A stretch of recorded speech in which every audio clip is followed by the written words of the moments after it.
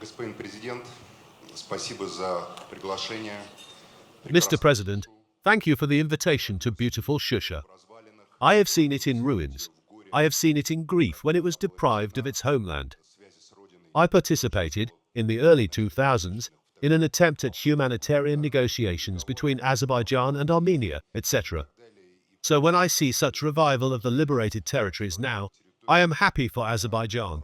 And I want to thank you and through you all the people of Azerbaijan for what you have done.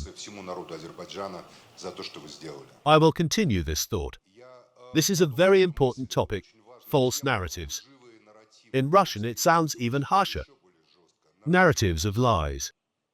What kind of a lie is this?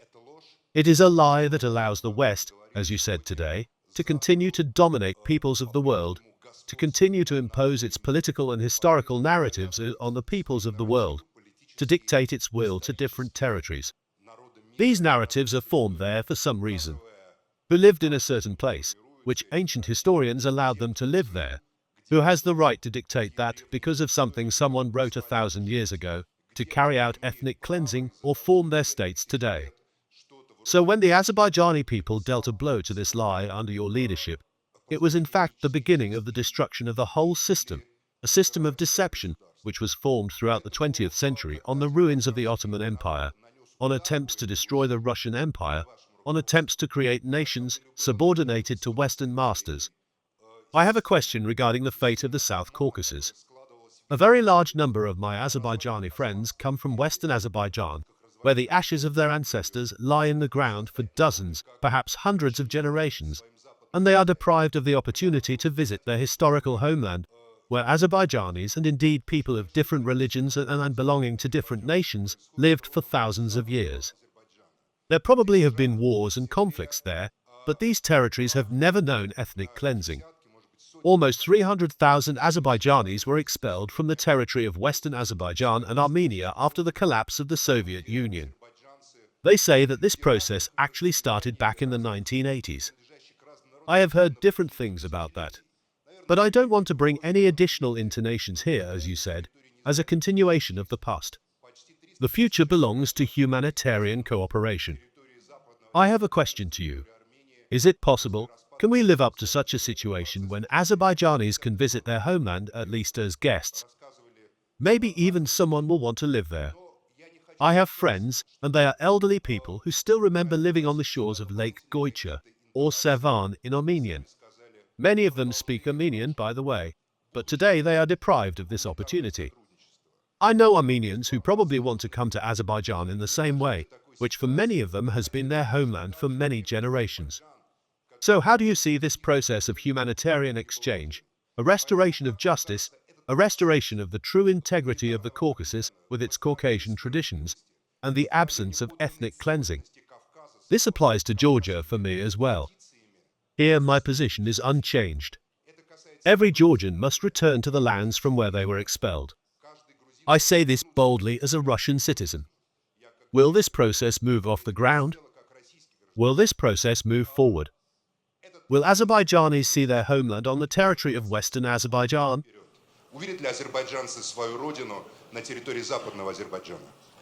Спасибо вам. Спасибо за вопрос. Я хотел бы, прежде чем... Thank you. Thank you for your question. Before saying what I think about this issue, I would like to say that Azerbaijanis were deported from the territory of today's Armenia back in the early 20th century, in 1918, and then, after the war, World War II I mean, under a completely far-fetched pretext of repatriation of Armenians living in Western countries to Armenia and freeing up space for them.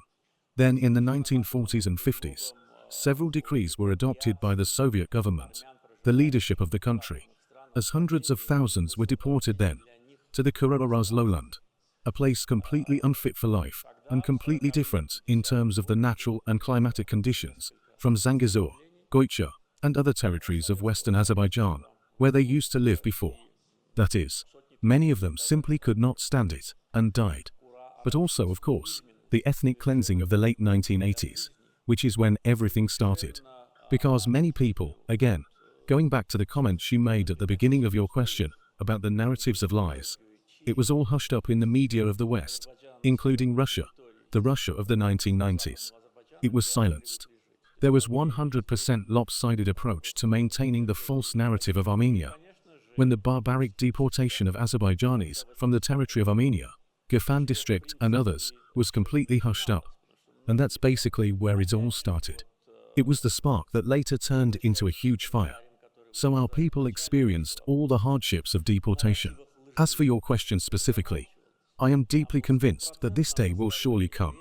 Here, of course, we are counting on the political will of the Armenian leadership, its commitment to the principles of democracy and the rule of law that it has been declaring.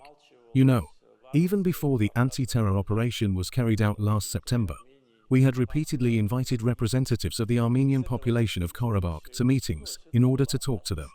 I actually appointed a special representative of the president from among members of the parliament, who was specifically instructed to establish contacts and determine the further residence and vital activities of the Armenian population of Karabakh.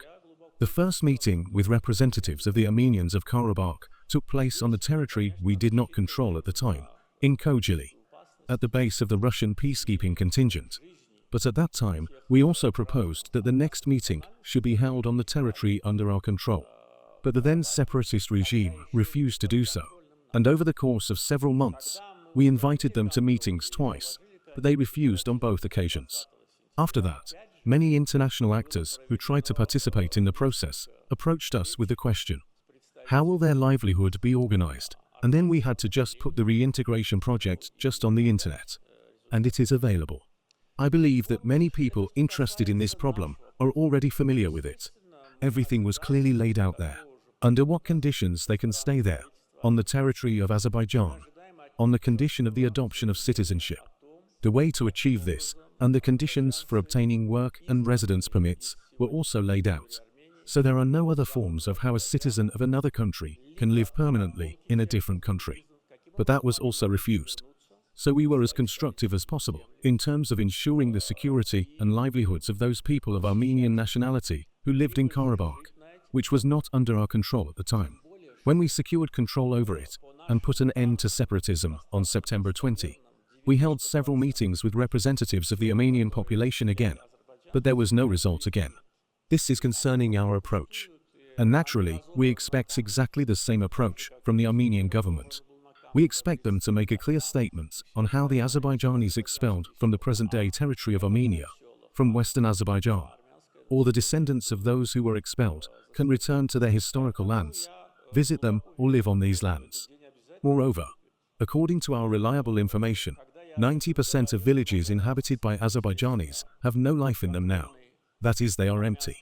They have been reduced to stones, just like Fuzuli was reduced to stones for 30 years, Agdam, and all other Azerbaijani towns and villages.